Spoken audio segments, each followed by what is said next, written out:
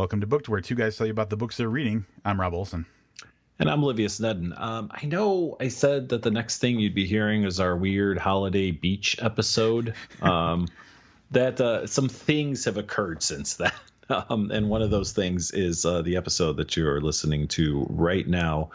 In just a moment, we're going to be bringing on David Duchovny, whose book Miss Subways we reviewed just a couple of months ago, and we're going to have some questions for David Duchovny.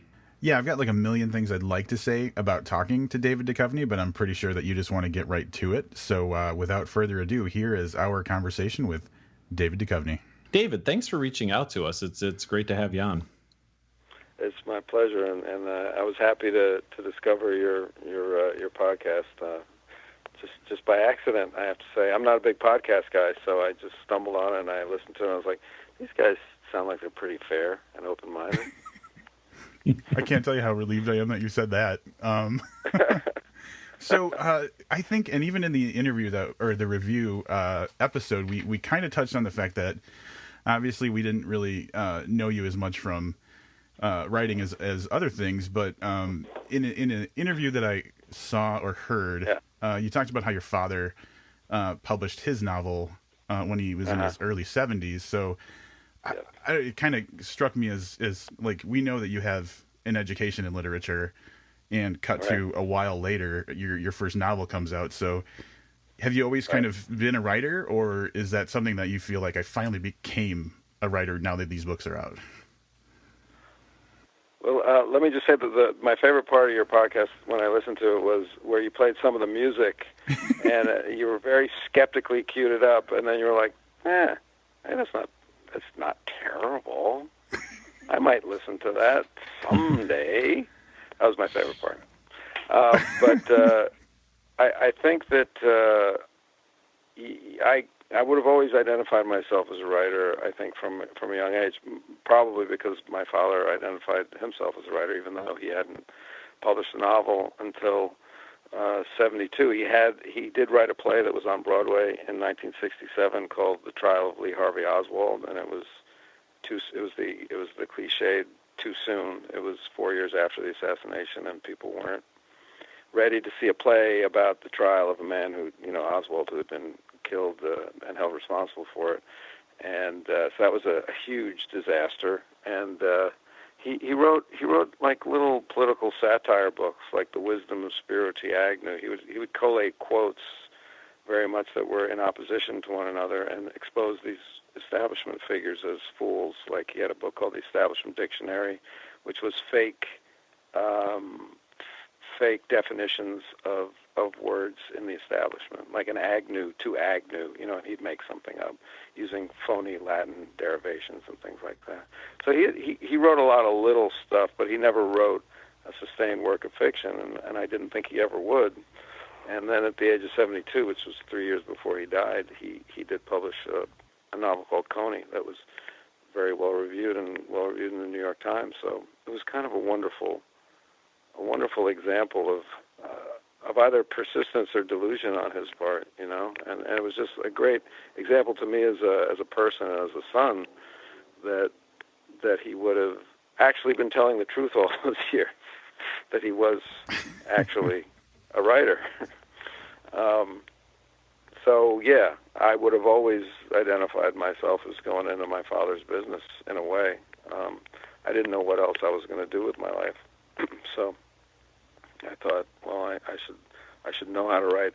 My father's father was a newspaper man. He worked for the Yiddish newspaper in New York called the Daily Forward. It was the oldest and the only Yiddish language newspaper in America. It's no longer, but he was, I think, a theater reporter in that, and like a jack of all trades reporter. So his father had been a writer of sorts, and I think as immigrants, as Jewish immigrants, the word is very important. The ability to write is extremely important. If you're not allowed to own land, if you're not allowed to own possessions and things like that. These are people of the book. And so it comes from that side, also from my mother's side. She's Scottish, also no money, peasantry, education, extremely important. Education being the way out of their way of life. So from both sides, I got that being in school was very important, and that education was of supreme importance, and that writing was the true mark of a thinking individual. Indeed. We done? Your books. Done. I think that was it. I should just drop the fucking mic and take off. Wait, so I want to know the establishment thing you're talking about. Your father was doing the definitions and stuff. Yeah. Is that something that's available commercially? It might be. I have a copy of it. It's the books that he wrote. The publisher was named Ballantine. Don't ask me why. I remember Ballantine Books. The Establishment Dictionary is one book. The Wisdom of Spiro T. Agnew is another book. On with the Wind, a biography of Martha Mitchell, who was the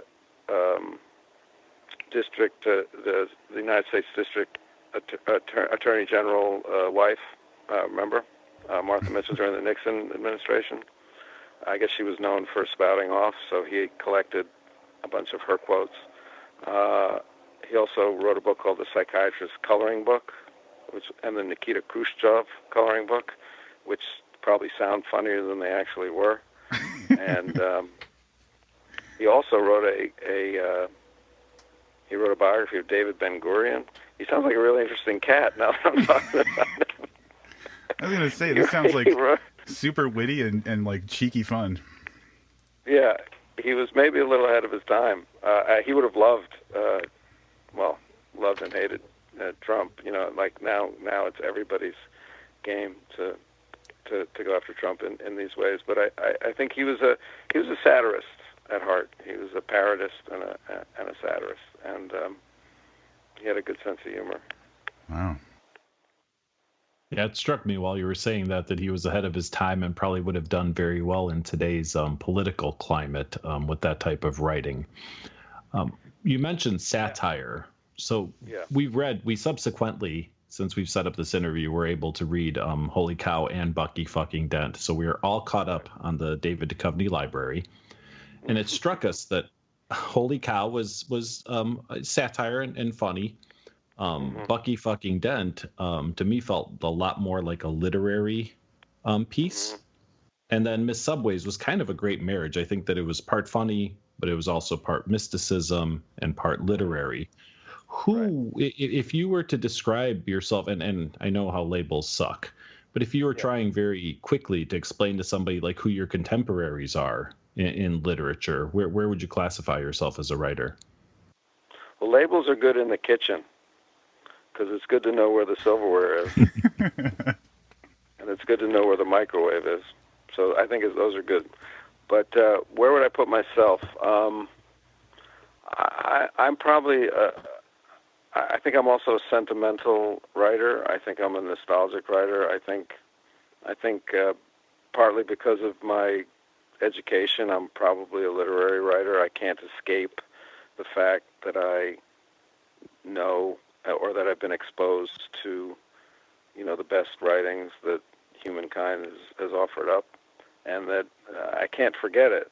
So I'm kind of enthralled to it, and I have to join in the conversation. So when I'm writing, I guess I'm very aware of who I'm writing with, and the quotes that are rattling around in my mind, and the books that are rattling around in my mind, and I'm engaged in that dialogue with.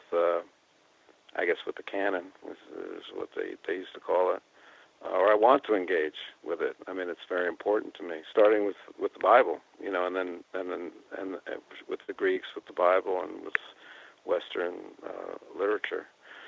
So, but also, I also think I'm probably, I seek out what's funny. I tend to, even in my work as an actor, I tend to try to find the funny bone of the character, wherever that is, and I've never really played a character without one, and that may be a fault of mine, but to me, it's a real, it's a baseline for finding a character, is what that character thinks is funny, because I feel like people are really most themselves at those points when you see what they're laughing at, or you see what kind of jokes they tell. but that's kind of off the subject of what you asked, but maybe not. I don't know. No, I think it fits into it pretty well. Livius, when we were reviewing Miss Subways, talked about how, and it was we had a little dance around how to describe it, because I said it was your book was easy to read, and he corrected me to saying approachable. But I think that, like, that thing that you're talking about, finding the funny bone of the characters and stuff, and just, like, I don't want to say vulnerability, but kind of exposing, like, the humanity of a character, as long as they're human, I guess, because there are cows. Right. I think makes your writing very approachable. It makes it so that it's like, we're kind of getting on the same level. It's easy to understand and stuff like that. So I don't know if that's what you meant by that, but that I just thought about that as you were saying that, is like, I think a lot of the approachability of your book is the fact that you're almost kind of like winking at the reader in spots as you're writing the story. Which story? All of them, All of them. Or the Holy Cow? Well, maybe less Bucky fucking I mean, Dent, because that seemed a little more serious, but there's still that comedy in there. There's humor threaded throughout the whole thing. Oh well, yeah. To me, Bucky Dent is funny a lot of places. To me, I laugh. I think I probably laugh the most if I was to read Bucky Dent of the things that I've done. But those are the parrots of Malibu. There are parrots in Malibu, wild parrots in there. I'm not making that noise if you hear it. Those are birds. Do you hear it? I'll tell you what. Last summer I spent in Santa Clara Valley, and Do you have parrots? I was plagued by these, like, wild parrots. There was, like, little flocks of them. These little green parrots, right? Yeah, they're really loud. Yeah, I love them. They don't have a good sound. No, they don't. But I just love that they exist. They shouldn't. It's charming, but yeah, I know exactly what you're talking about.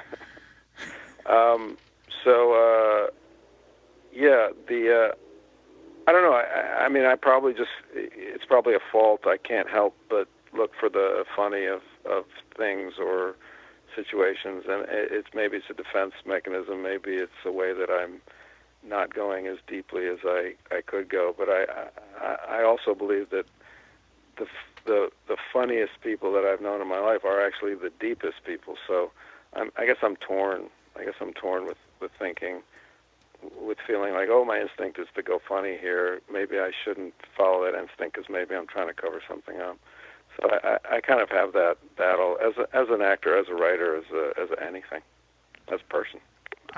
I can feel that. I've always kind of had that feeling that, like, I guess if you want to talk about acting or whatever, like, the people who, or in general, the people that can do comedy, which I think is incredibly difficult, they can kind of, they can access, like, the entire spectrum of emotions as well. Yeah. I mean, I do think, if you can get somebody laughing, and crying at the same time, to me that's the height of, like, art. Like you're having them experience, like, both the North and South Pole of what it is to be human in one moment. It's like, yes. I don't know if I've ever done it, but that would be like, when you're laughing and you feel yourself about to cry. I had a little tearful moment in Bucky fucking Dent, for sure. Yeah.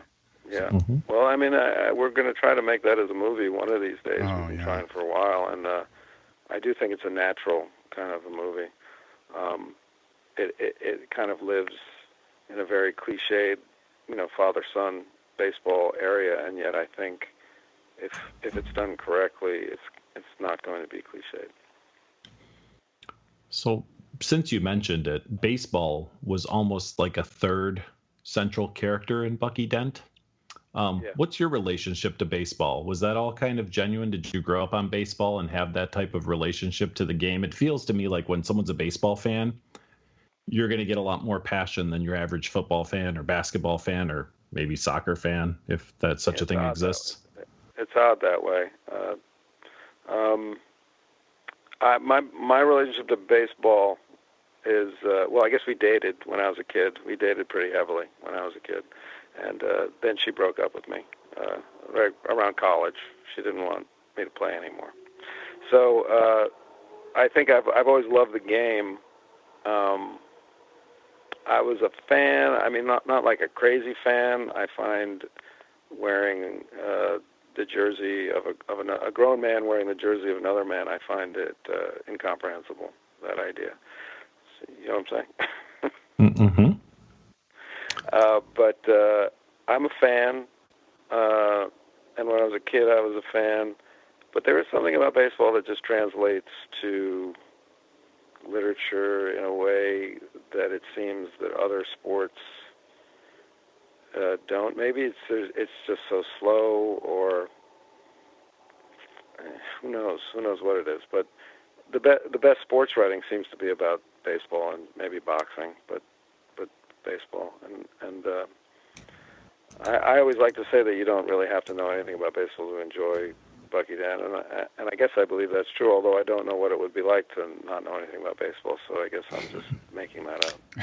I think you're right. Neither Rob nor I are sports fans really at all, Right. and I think we both have a basic understanding of how the games work and stuff, Right. and I think it played very well. This is kind of more of a personal... in the podcast, I typically share personal stories that maybe have something to do with what we're talking about, and Right. often not, but I find them entertaining. So I'm going to tell you, baseball I've never really followed. However, I'll tell you how I got into reading as a kid. When I was in elementary school, the library that was in the town I grew up in had this thing where for kids reading in the summertime, if the kids read a certain number of books, they would get free tickets to a Cubs game. And that was like, Right. all right, of course we're going to read books. We read books anyway. And so me and my brother read so many books and got so many free Cubs tickets that they had to kind of cut us off. Right. And so we went to a bunch of, Cubs games, and goddamn, it worked because I never really cared about baseball, but that's, I think, how I became such a big reader. So Wow. That's kind of a cool story. kind of weird. It worked. They actually got me reading because of that, and I never, Yeah. they thought I was going to become a baseball fan and became a reader. So. Well, they lost you. Yeah.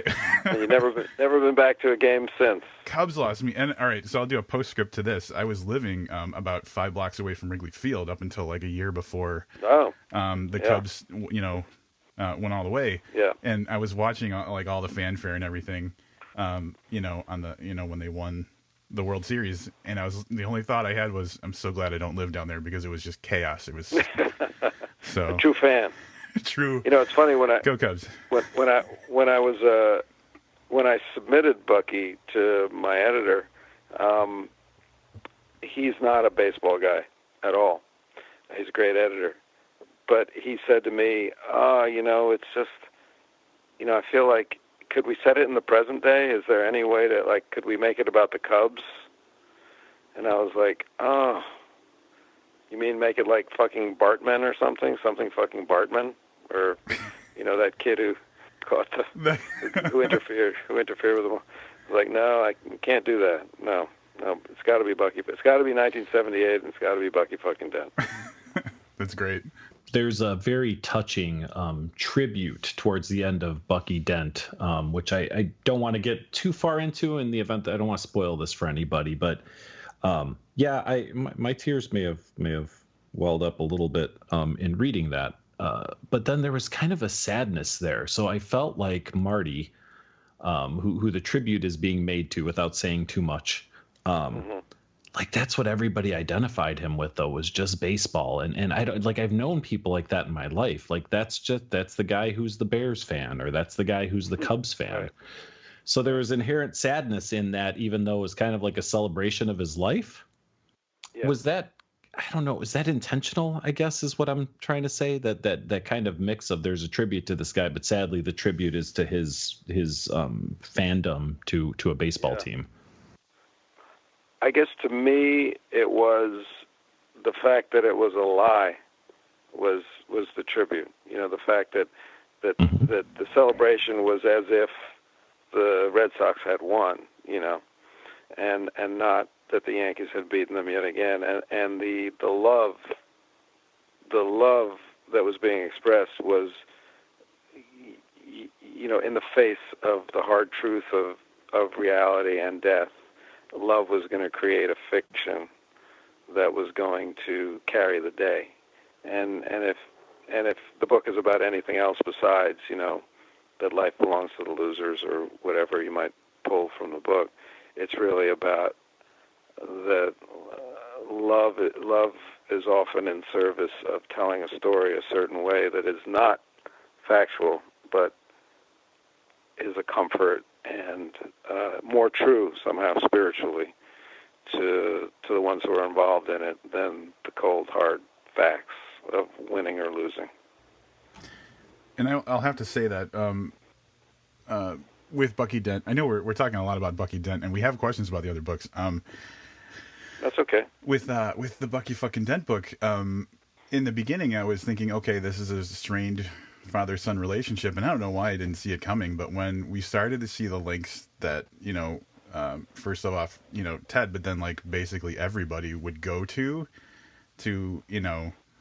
help out Marty feeling better about what he cared about, like right. It caught me off guard, but it was like, I just get it. I get it. And then the rest of the book, I was just watching it pile on and pile on. So I think that emotional impact, once I got where it was going, was great. Right. Thank you. I think. I'm going to jump over to Miss Subways a little bit. Mm-hmm. And it's basically, we did extensive online research about you before this interview. And by that, I mean, we went to Wikipedia. That's our standard joke. That's good. The doctoral thesis, if this is correct, is Magic and Technology in Contemporary Fiction and Poetry. Is that right? Oh, boy. Yeah. So, yeah. But anyway, like the first thing I thought of was that probably applied a lot in the Miss Subways book, because there's definitely like that supernatural element, but also like kind of a time phone. So was this something that was in Miss Subways was inspired based on some of the research or writing that you did for that? Yeah, possibly. Although I didn't actually ever write it, so I didn't. I just came up with the idea before I sat my orals, and then that was as far as I got. I might have started writing an introductory chapter, and then I got sidetracked, and now I'm 58, so it's not going to happen. But I think I was always interested in this idea. Now, the idea behind the thesis was this. It was, I was going to talk about certain authors, and they were Norman Mailer, James Merrill, Robertson Davies, Thomas Pynchon, and Ishmael Reed. And I was going to talk about how these authors of the 20th century were confronting these exponential gains in technology, and that technology is a certain kind of magic, I guess scientific magic. And in centuries gone by, you had a magician who did these things that technology now does. I mean, we're all fucking magicians now compared to, somebody in the 16th century. We'd rule. It's like Back to the Future. We go back, we invent rock and roll, I got a toaster, I could be king of France just with a fucking toaster. I guarantee you send me back there with a toaster, and I'll do it. So my thesis was kind of about how in dealing with Oppenheimer, and nuclear weaponry, and the idea that there has never been a technology that hasn't been deployed. That's the cold, hard fact of technology. It's like if we figure out how to do it, it just seems human nature that we are going to do it. We figured out how to make an A-bomb, we detonated it. We figured out how to make H-bombs, we detonated them. I imagine any bomb that we figure out how to do, we're going to detonate it. Whether or not we use it against people or atolls is another question. But therefore, there was a certain kind of lack of morality that was being brought to bear on the use of technology.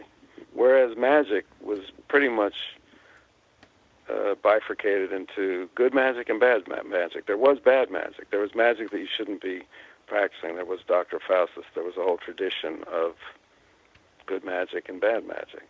But why is there not good technology and bad technology? And what I was saying was that these writers are trying to infuse a moral field of magic onto technology in order to moralize it, in order to make it a question to say, should we do that? I know we can, but should we? And that's kind of what my thesis was going to be about. Now, when Miss Subways comes along, I think it's just something I've always been interested in. I like the idea of gods as being technology superior beings, or magically superior beings, and humans kind of caught in the middle. So that's I don't know if I answered the question, but I think I talked around what I'm interested in. You tend to be answering our questions way above, I think, where we're asking them. So I think you're good. Should I stop doing that? No, it's way better than I ever hoped for. So okay. Keep going. All right. Okay. Well, that's where that came from, and I never did write the thesis, but I think, even if you go back to like stuff that I wrote for X-Files, which kind of perfectly lines up in that area. Well, the parrots, I think they're coming after me now. X-Files is kind of be a perfect canvas for somebody with my kind of interests to work at, because there's a lot of, what's the morality of this science happening in that show. So we've touched on a little bit, I think, of kind of the maybe origins of Miss Subways and a little bit about Bucky Dent. Holy cow. Where did you come up with that? See, the other ones, like I've got like a good feel on where you came up with the idea and how you developed it.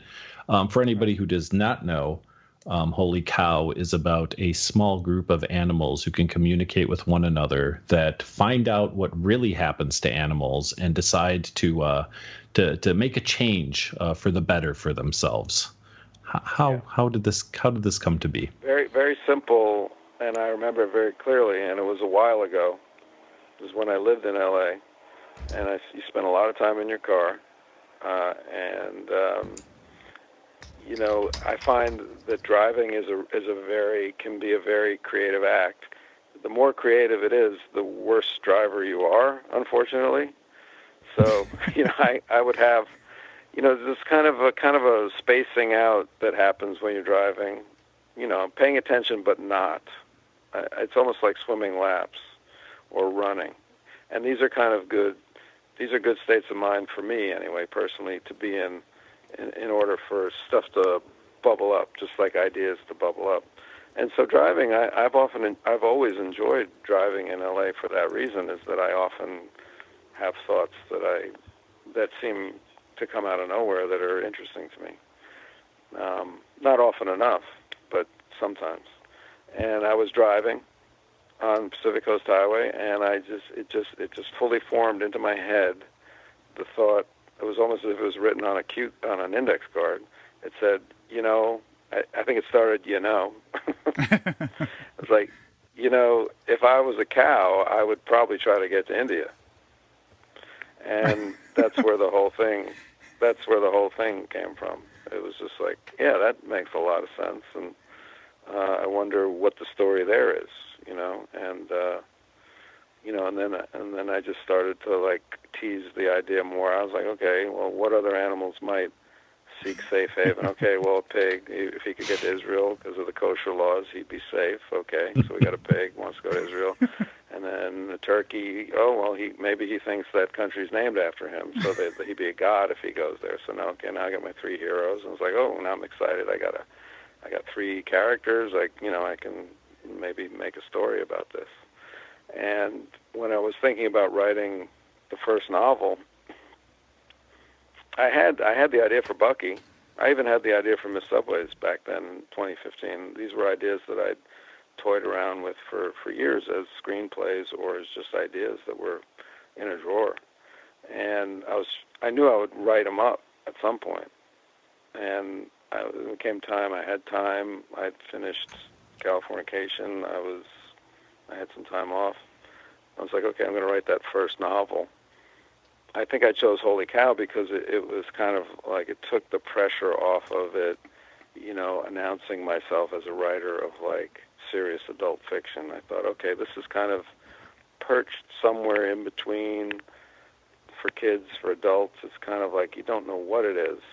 You know, I didn't know what it was. And in fact, it was difficult for me to sell it as an idea because publishers would say, well, is it for kids? Is it for adults? And I'd say, yep. And they don't like that. I mean, I'm not bad-mouthing them. Everybody needs to know how to market something. It's very difficult to market a book that is not for adults or for children. I had a similar experience when I made the movie House of D, which was it's a coming-of-age story for adults starring a kid, and that's a very difficult movie to sell because I didn't know that. I just was making a movie, but I didn't know it's hard to get adults to go see a movie about kids, and it's hard to get kids to go see a movie that's really for adults. So I kind of had the same experience with Holy Cow in the beginning until Jonathan Galassi at FSG said, you know, I'd like to publish it. Yeah, it was on our radar when it came out, and yeah, marketing, right? So we kind of passed on it. But I've got to tell you, a cow, that sounds stupid. I don't want to read a story about a cow. I was down for the cow. I want to tell you, I was down for the cow. We always record this podcast in a way that we just, I don't know, like the only right way to do it is that the writer will never hear it. Yeah. But then sometimes you have to kind of face the music and know that someone heard it. Here's what I'll say about that. Although I enjoyed all three books, I enjoyed them very differently. And Holy Cow, I honestly don't remember the last time where I read a book with like pretty much like a half smile on my face all the way through. So even if it was what might be considered half smile sounds like a grimace, though. It sure wasn't a grimace. Yeah, well, especially if you've seen Livius. Good Lord. Yeah. Rob knows me. It takes a lot for me to get a genuine full smile. But no, I mean, like it was just a really like good feel book to read. So maybe that's a prejudice that I have, and I have to open up my my world to books that may appear sillier. Because, like I said, I enjoyed all three of them differently. But if I really sat down and said which one did I have the most fun reading, it's Holy Cow. So there you go. Well, I mean, I'm not going to say that it's in the league of these kinds of books, but you know, obviously, Animal Farm is in that tradition, or even Charlotte's Web, which is a beautiful story. Or you know, for me, going back to like Aesop's Fables, I grew up with stories about animals, so it was kind of in me, just from me growing up. I loved Aesop's Fables growing up, so I kind of felt comfortable doing that, and I felt safe. I felt safe writing satirically in this form, you know, writing through the animals. And like I said, as a first foray, as a first try at writing fiction, I chose it. I think, you know, not specifically, but maybe unconsciously and smartly, to be able to hide in a way behind, oh, this is just a book about a cow, you know. And then I was really free to say what I meant. Interestingly, and I don't know if this was intended, but you basically gave voice to the one element in that whole kind of question that you're asking that like never has a voice. So it was, I don't know if you meant to be that deep about it, but yeah, we never hear from the animal's point of view on these topics, I guess. Well, I mean, without getting too preachy, and I have a lot of problem with mixing politics and art and propaganda in general. Whether or not it's propaganda I fully believe in or not, I have a distaste for any kind of overt political agenda in any art. But certainly, I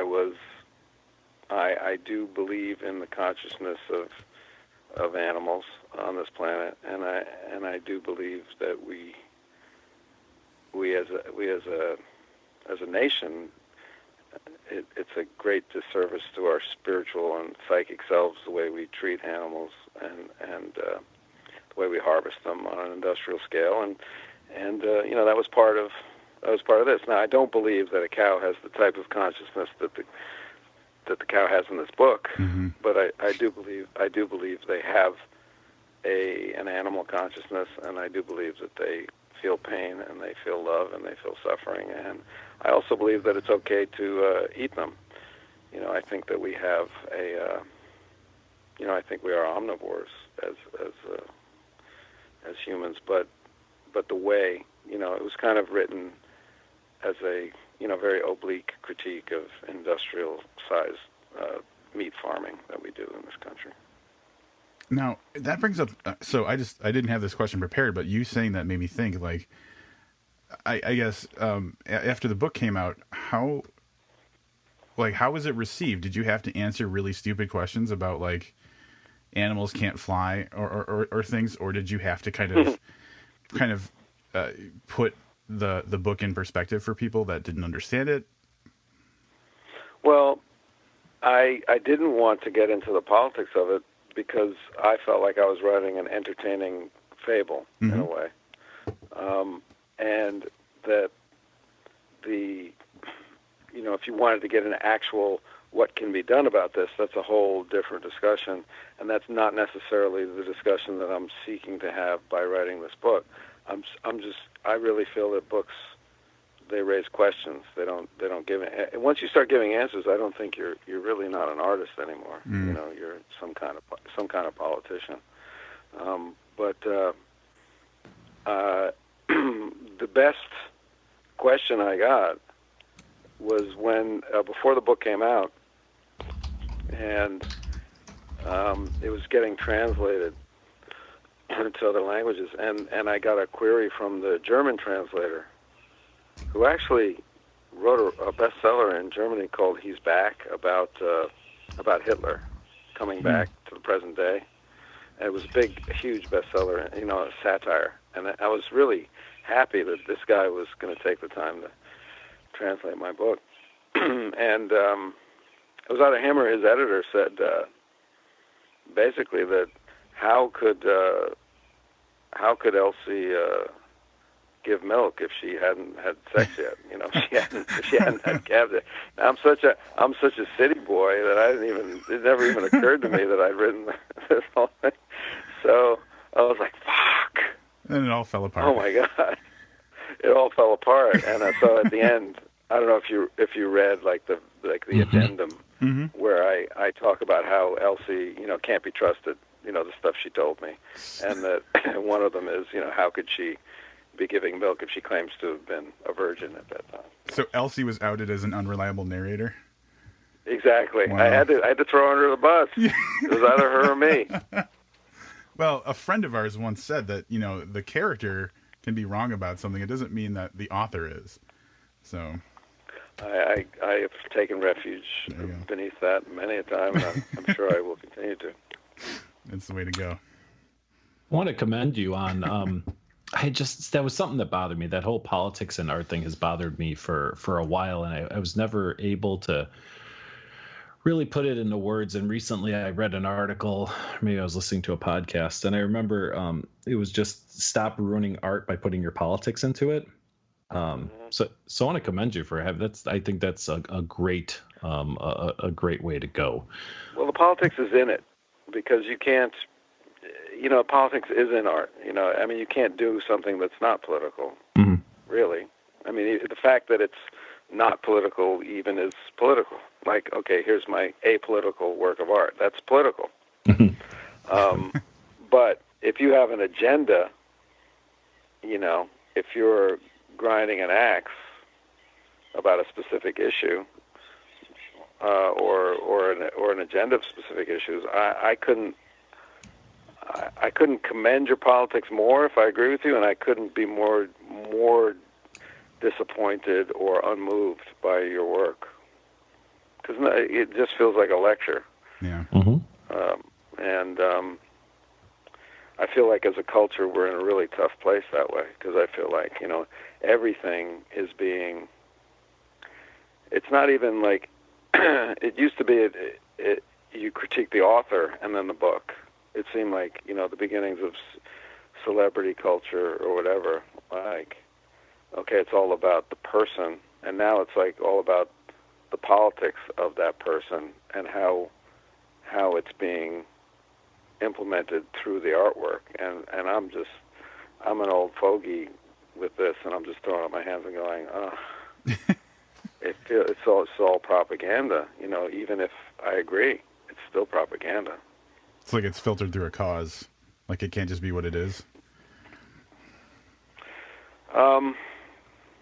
Yeah, I mean, it's that, and the cause is great, and maybe the movie's great, maybe the book is great, but there's still something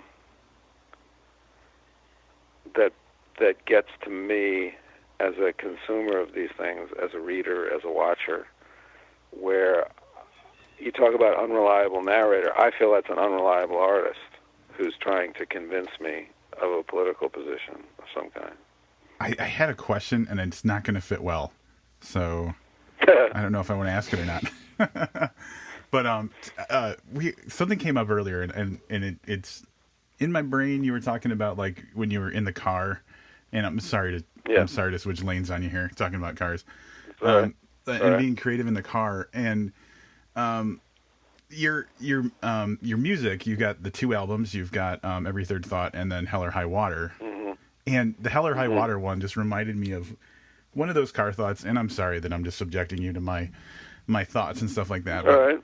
I was thinking about the Hell or High Water thing recently, and maybe you have insight into this. I always looked at this as like, all right, hell, like, so this is come Hell or High Water means like obviously the bad things are going to happen, whatever. Right. High water doesn't seem nearly as severe as hell. Right. And that was kind of a car thought I had one time, and so, yes, I'll take high water, please. Yeah, like you can keep the hell for yourself. If it's a choice between the two, I'm really thinking high water. Like, you move inland. It's like a little bit. The old Eddie Izzard routine with English torturers. Do you remember that? The cake or death, right? Yeah. Yeah. Cake, please. Cake, please. Yeah. I'm sorry, we're out of cake. Yeah, we only had 3 bits, and I didn't know there was going to be such a rush. Cake or death?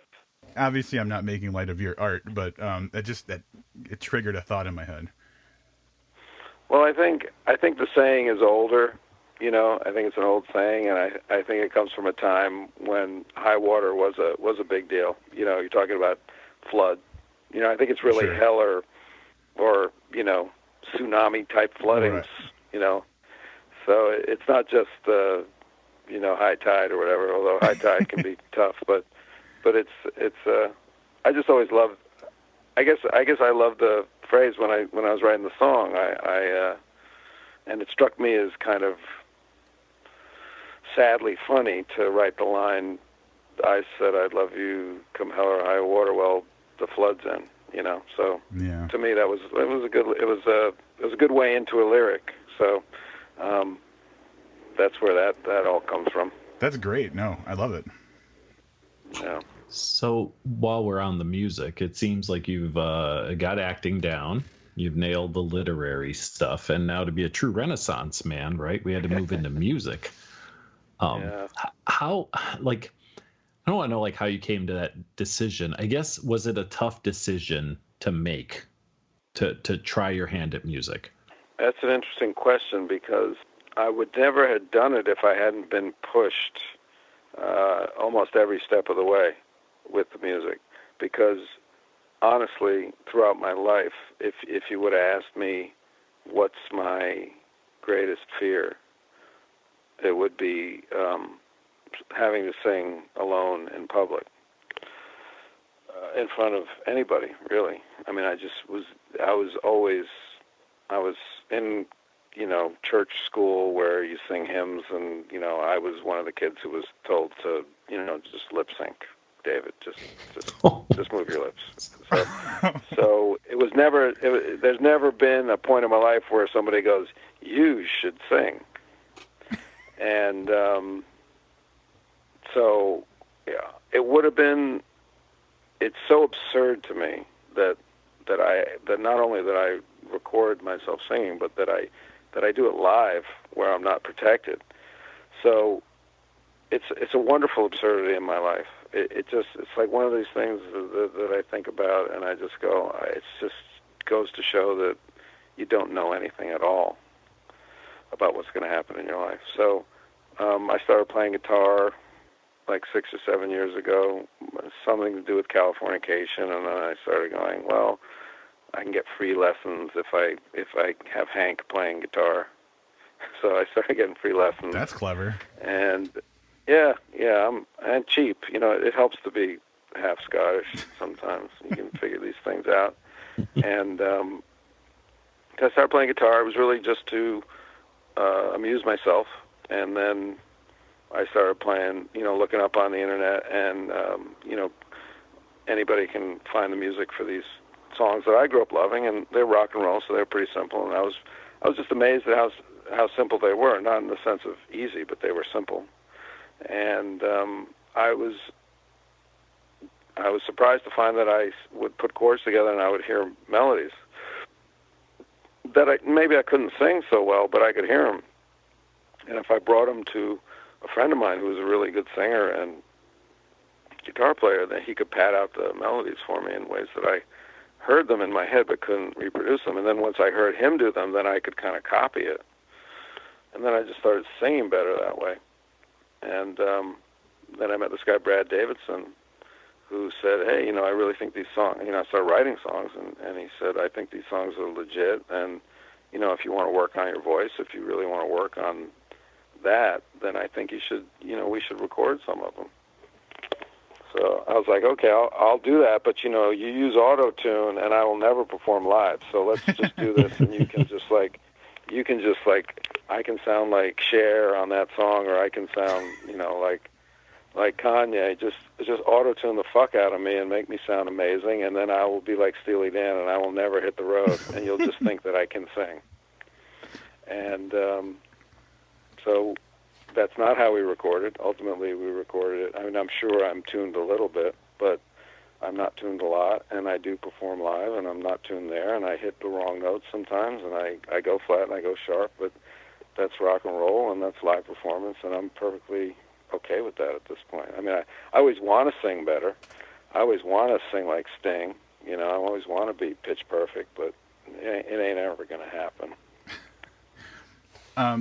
So I guess knowing that you have, like, you know, kind of a vast body of work outside of music, do you find you get something different out of it than when you're writing or when you're acting and stuff? Like, does it give you a different charge? Definitely. It's really collaborative, which I love. From a very selfish point of view, I get to have really talented people add their talents to me and make me look better than I am. But also, just from a human standpoint, I love collaborating. I love playing a game. I love, you know, team sports. That's one of the things I love about acting is, you know, you go to work with a lot of people and you create this thing and everybody's involved. And acting itself is very much like a back and forth, a catch or a tennis game or whatever. Mm-hmm. So I like that. And music. And I found that lyric writing was a way to kind of get back to poetry writing, which was the first kind of writing that I did, like in high school. I guess I wrote poems, even in college. And it's not the same. Lyrics are not poems, but they're more they're closer to poems than prose or to screenwriting. So I did, and I find it very interesting, fun. It's really fulfilling for me to try to write lyrics because I kind of it's totally new because it's not quite poetry, but it's something else. Yeah. The and I can't think of his name right now, but the airborne toxic event, the story of the guy that started. Yes, his backstory is kind of interesting. He had a lot of bad things happen to him all in the course of like a year, and he started to write what he thought was poetry. Then he showed it to someone and said, "This isn't poetry. This is song lyrics. We should get you some musicians and see if we can make this happen." So it's interesting that you say that they're that close, but they're really not the same thing. No, it's a wonderful. I didn't know Don DeLillo has a band. Yeah, is that the guy's Really? name? The Airborne Toxic Event? Oh, that's the name of the band. Yes. Sorry. Oh, I thought you meant Don DeLillo was writing, because No. in one of his books, there's an Airborne Toxic Event. I thought. Oh no, yeah. There's a band, and it might be based on his book. Oh Maybe, yeah, I don't probably know. is. Yep. Yeah, it probably is. But yeah, it's a magical kind of relationship between the words and the music, because I think we've all had that experience of reading lyrics on a page and being underwhelmed, and then you hear it embedded in the song, and you're like, oh my God, that is so perfect and moving. And what happened? What happened? What happened? Yeah. Between that, and lyrics have to give the music room, and the music has to give the lyric room, and it's a real relationship, and that, to me, that's like the exciting thing about songwriting is figuring that out, and if you're lucky or good or both, you watch it happen and you feel it when it starts to happen, and that's cool. Well, it's a perspective I don't really think I had before, but it makes a lot of sense now that you say that. Well, I mean, you even look at like the great lyricists like Dylan or Leonard Cohen or the Beatles, Mm-hmm. or Warren Zevon, and you look at their stuff on the page, and it's kind of flat. It doesn't stand up to the best poetry, which is why it was weird for me to see Bob Dylan win a Nobel Prize for, I guess it was poetry, because I don't think his words, they don't stand up to the best poems, because they're not made to. That wasn't his intent. Mm-hmm. His words had to exist with the music. Mm-hmm. So I thought that was kind of bogus. He's the best lyricist of all time. Sure, I will heartedly agree with that. But I don't think those are the best poems of all time. They're the best lyrics of all time. Maybe I'm just nitpicking. I'm not sure what I'm saying. You're gonna get the Nobel Committee on the phone and be like, "Listen, guys." I have had the opportunity to obviously see my own playlist and some of Rob's playlists, so I can tell you neither one of us has any right to comment on music at all. The one thought and I guess question I had in listening to both of your albums, it seemed that from the first one, From Hell or High Water, to Every Third Thought, that two things struck me. One, and I could be completely wrong here. One, that the newer album, Every Third Thought, is a little more upbeat than Hell or High Water, and that you sound more like yourself. So having watched X-Files in its entirety and Californication its entirety, I have that voice in my head, and that you sounded more like yourself in Every Third Thought. So were there any conscious decisions, A, to be more upbeat, or did something change in your life, and B, did someone tell you didn't sound enough like you on that first album?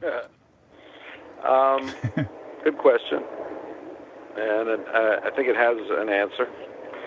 I hope I can give it to you. I think Hell or High Water is really a divorce album. It's really an end of a relationship album, and most of the songs are about the end of something. So it is. There's a certain down to it, written into the material. Written lyrically, anyway. Doesn't depend on what the tempo is. I mean, it's just like most of the songs are. I don't want to say dark, but there's a lot of pain, and I think there's a lot of pain in Every Third Thought. But there's also some more hopeful or more new beginning songs in that as well. So in terms of my voice, I just think I got more comfortable. And I get better as a singer.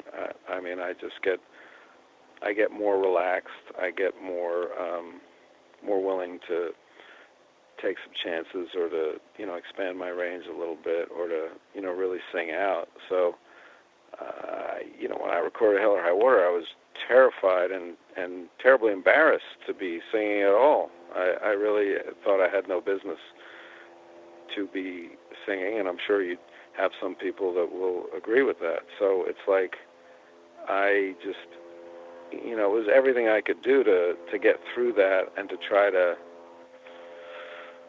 sing the melodies that I had written in a way that worked. But by the time it came to record Every Third Thought, I had not only done Hell or High Water, but I'd also toured some and sung live and gone through the experience of having to sing in that moment and, not being corrected and not being taken care of by a machine.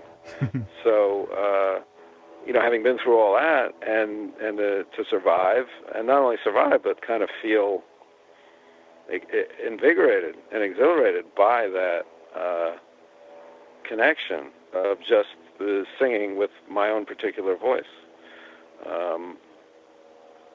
That would be, if you're hearing that in Every Third Thought, I mean, that's the way I would describe my experience of my recording so far.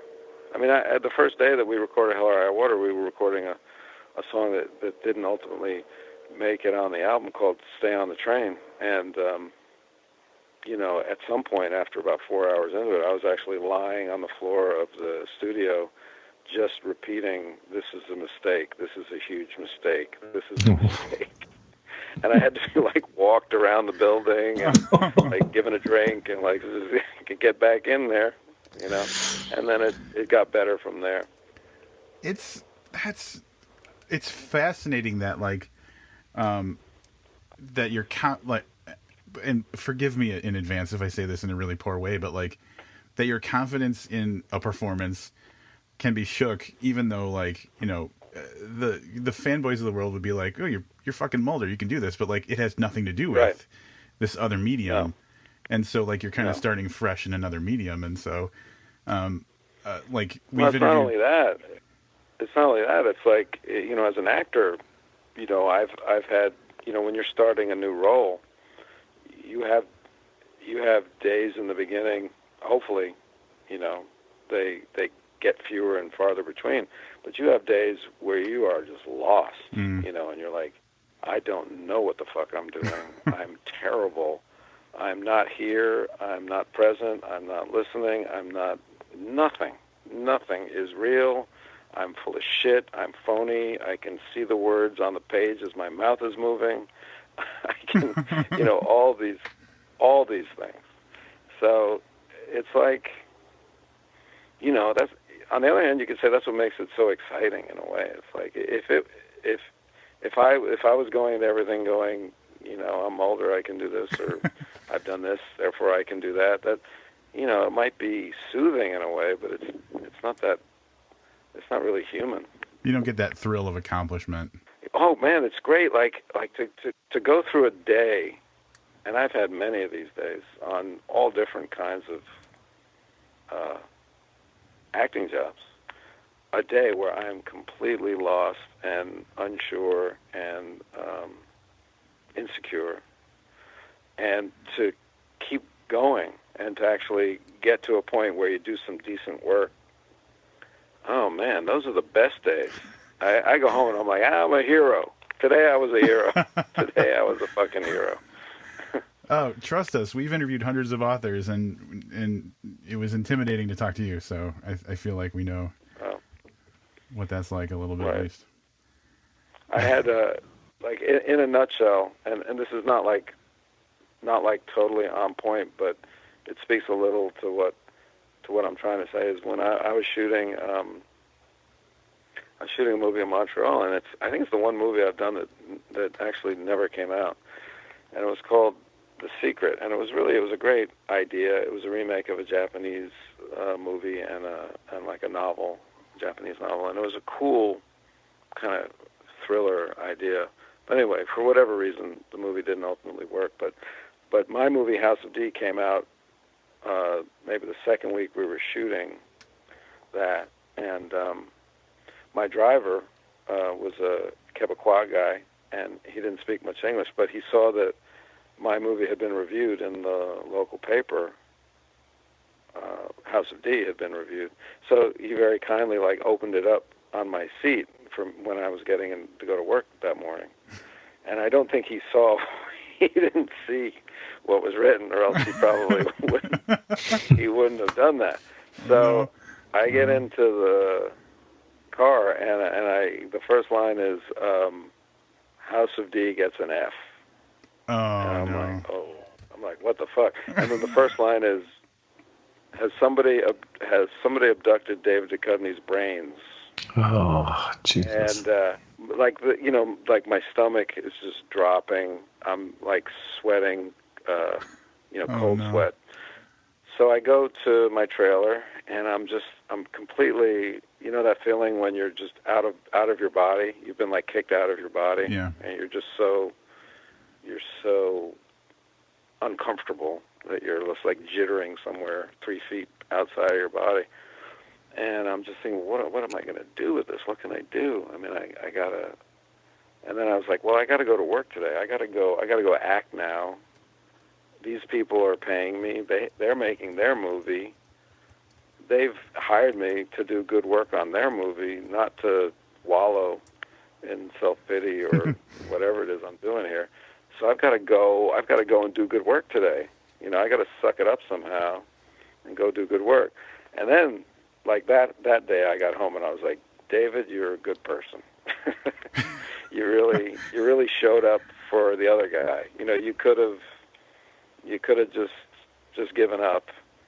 And then the next morning, that was a Friday, as I recall, because the movies come out on weekends. And then Saturday, I woke up, and I was so happy. And I was like, why are you so happy? And then I realized that I'd lived my entire life in fear of getting an F, and that I'd gotten an F from this really unfair, I think, reviewer. And it didn't kill me. Like, I still woke up on Saturday. So I was like, oh, an F doesn't kill you, after all. You get to move on. So I was like, oh. You overcame the F. I was like, thank you for the F. Like, if it had been a D, I wouldn't have had the same reaction. Because, like, well, a D, I mean, it's not an F. By the way, there's no way that movie's an F. Like an F is like an incompetent, like an Ed Wood movie is an F. So it's like, fuck whoever you are who reviewed that movie. That deserved a D. Don't give me an F. Wow. All right, here's the hard-hitting question. I'm only going to preface that review. I was like, well, here we have that review. We're just going to read it word for word. No, yeah, we're going to bring on the reviewer now, who has some questions of his own. No, yeah. Rob and I have had this argument discussion for years, for literally years now. So I'm not going to preface the question. I'm hoping that you'll just be able to pick from the two choices with an answer. Hank Moody or Fox Mulder? Well, what's the occasion? I don't know if there could have been a better answer than that, to be honest. My secret answer was Denise from Twin Peaks. Yeah. Well, Denise is like so much potential. Like there's so much Mulder. There's hundreds of hours, and there's a lot of Moody. But there's only a little bit of Denise, and you just really want more. That's part of the appeal, I think. That's definitely part of the appeal. I know. I don't think we'll ever get it. But honestly, and I'm not going to go deep into this, but in the Twin Peaks return season, I love the entire thing. One of the things that I was looking most forward to was an appearance from Denise and the exchange between Denise and Gordon Cole about I can't remember exactly what he says. Something about like fix your hearts or go and die. Man, that just knocked me dead. Such a great line. Oh, such a great line. When I read that, and I only got 2.5 pages. I got the scene. That's all I got. And I was shooting Aquarius at the time, and so I went down on a Saturday night because I worked Monday through Friday, and I mean I would have worked 100 Saturdays in a row for David Lynch, but this is all I had, and so I'm playing this LA cop, and now I'm going to go play. I'm riding down to downtown LA, with this script that they sent me maybe a couple days before. And when I read that line, I was like, that is such a great line. My God. Those clowns, something out of those clown cars. I told them they better fix their hearts or die, and I was like, wow. And then I was really happy that I was going to get to work with David, because he didn't direct me when we when I did the show way back when. And I don't believe I really ever had met him. And so I not only got to be directed by him, that I got to act in the scene with him. So that was, I was sad that that was all. That I totally understand. Denise is a peripheral character to the whole story, but I was happy that I got to meet and work with David in that way, and I'm such an admirer of his. He's just he's like a world unto himself, and I think it's so rare. But yeah, it's got to be cool, especially not knowing that you hadn't really worked with him much on the original series, like being able to just like that moment you have with him to do a scene with him, but then he goes and steals it with that great fucking line. What a jerk. That's okay. I'm fine with that. I mean, he did give me like the little moment after he leaves. I kind of fanned myself. He kind of kept that in, which was nice. But I mean, the circumstance, it's crazy. That I kind of woke up. I'd worked all night Friday. I wake up Saturday afternoon. I head downtown L.A. I go into makeup. I come out looking like Denise at like 3:30 in the morning. We start shooting. I meet David Lynch and we shoot. And it was just like, that was a cool day for me. Sure. Absolutely.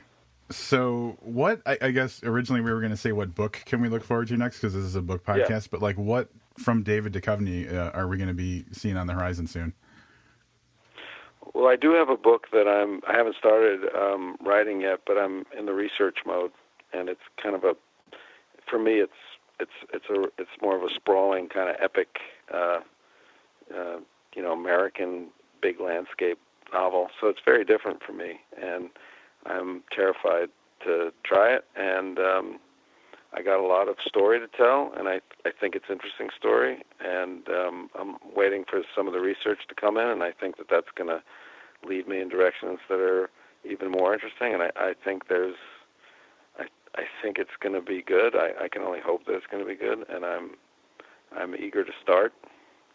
And I'm going to record some acoustic versions of my songs, maybe like a little six-pack of acoustic versions of songs from Hell or High Water and Every Third Thought. And then I've got a bunch of new songs that I want to record in the spring for another album. And then I've got a couple of TV shows that are like at different stages of development, but they're starting to come into focus that I'd be acting in, not writing.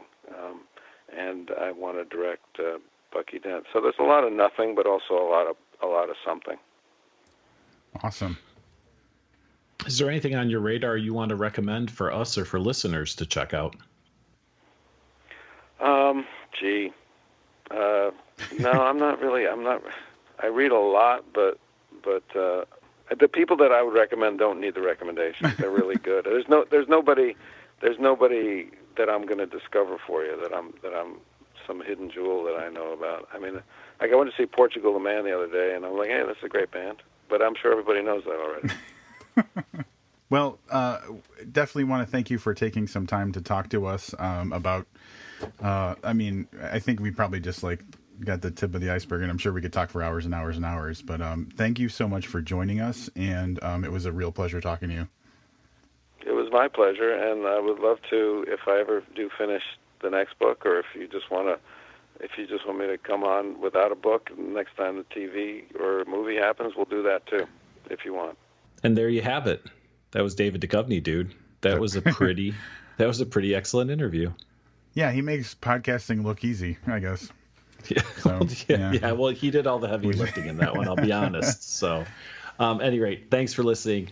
A huge thank you to David Duchovny for joining us, and we'll be back again in about a week or so. Until then, I'm Livius Nedden. And I'm Rob Olson. Keep reading. Rob Olson, keep reading. Rob Olson, keep reading. Rob Olson, keep reading. Rob Olson, keep reading. Rob Olson.